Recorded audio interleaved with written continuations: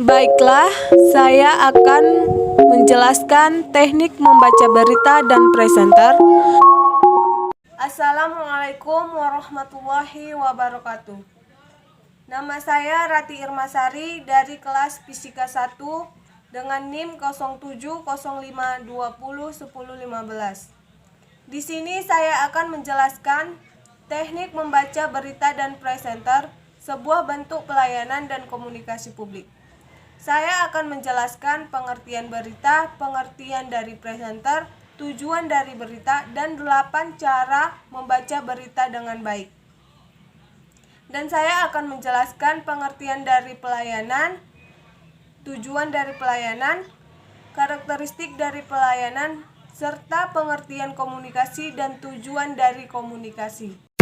Baiklah, saya akan menjelaskan teknik membaca berita dan presenter, sebuah bentuk pelayanan dan komunikasi publik. Pengertian berita.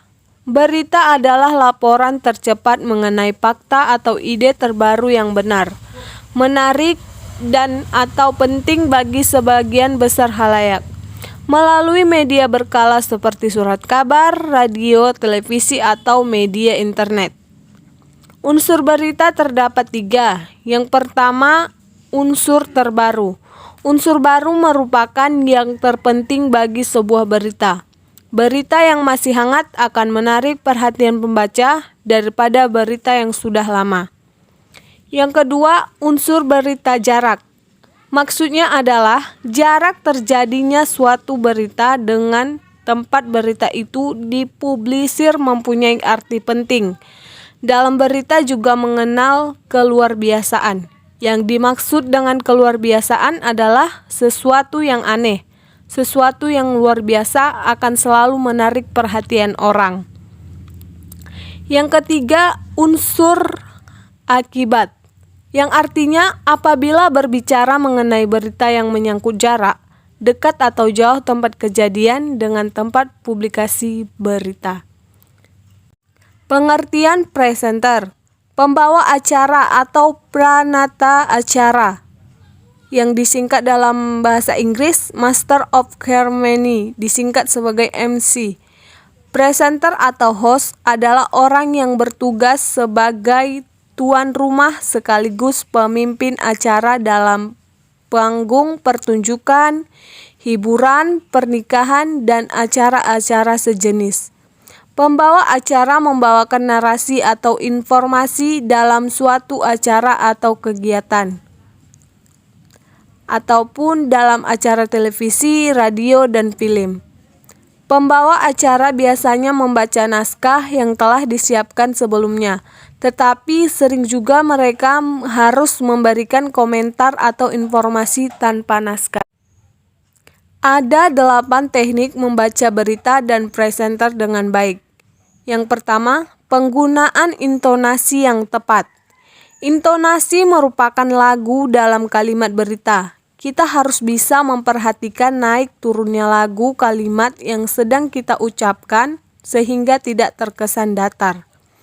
Manakala intonasi datar, pembicara tidak bisa memperhatikan penyampaian berita dengan baik. Belum lagi intonasi datar membuat pendengar seperti sedang mendengarkan suara robot. Yang kedua, perhatikan artikulasi. Artikulasi merupakan kejelasan dalam pelafalan kata-kata yang akan kita ucapkan. Kata-kata yang tidak jelas artikulasinya akan terkesan seperti kita sedang bicara sambil kumur-kumur. Yang ketiga, volume suara yang sesuai. Sesuaikan volume suara saat membacakan berita. Pastikan volume yang dikeluarkan tidak terlalu rendah ataupun terlalu keras. Yang keempat, irama dalam membaca berita. Irama adalah kecepatan dalam membaca berita. Irama yang baik dalam membaca berita tentu saja tidak terkesan buru-buru, formal, dan nyaman untuk didengarkan. Kita bisa melatih tempo dalam membaca berita, disesuaikan dengan durasi tayang dalam berita tersebut. Yang kelima, sikap tubuh yang tegap. Hal lain yang juga perlu diperhatikan adalah sikap tubuh saat membacakan berita. Teknik membaca berita dengan baik bisa dilakukan dengan menjaga postur tubuh tetap tegap sehingga kita bisa terlihat profesional. Keenam, tatapan mata. Tatapan mata yang netral dan fokus juga diperlukan supaya kita terlihat percaya diri. Memutar mata, melirik atau gerakan mata lain selama membaca berita bisa menunjukkan unsur ketidakpercayaan diri. Yang ketujuh, sesuai konteks. Sesuaikan gaya pembacaan berita dengan konteks atau tema acara. Jika berita tersebut adalah berita formal, pastikan kita juga menggunakan gaya formal.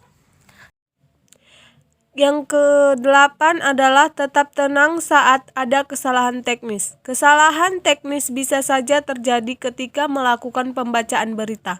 Menjaga sikap tetap tenang dan bisa mengalihkan perhatian dengan tetap stabil adalah kemampuan yang juga tak kalah penting. Selanjutnya, sebuah bentuk pelayanan dan komunikasi publik. Pengertian pelayanan publik. Pelayanan publik adalah segala bentuk jasa pelayanan, baik dalam bentuk barang publik maupun jasa publik yang pada prinsipnya menjadi tanggung jawab dan dilaksanakan oleh instansi pemerintah di pusat, di daerah, dan di lingkungan badan usaha milik negara atau badan usaha milik daerah, dalam rangka upaya pemenuhan kebutuhan masyarakat maupun dalam rangka pelaksanaan ketentuan peraturan perundang-undang.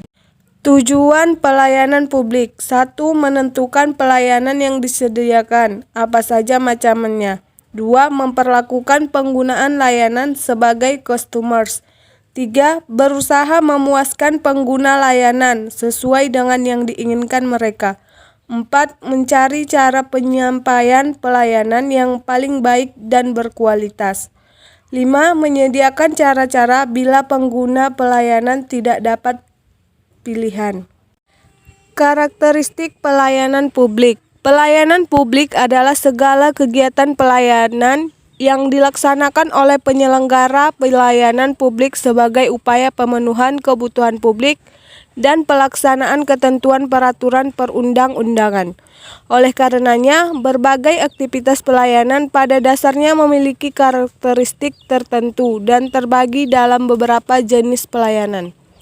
Karakteristik pelayanan publik menurut Lembaga Administrasi Negara 2003 adalah sebagai berikut.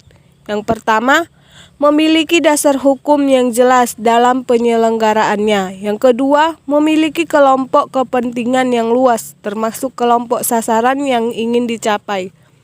Yang ketiga, memiliki tujuan sosial. Yang keempat, dituntut untuk akuntabel kepada publik. Yang kelima, memiliki konfigurasi indikator kinerja yang perlu kelugasan. Dan yang keenam, seringkali menjadi sasaran isu politik. Pengertian komunikasi publik. Komunikasi publik adalah pertukaran pesan dengan sejumlah orang yang berada dalam sebuah organisasi atau yang di luar organisasi, secara tatap muka atau melalui media.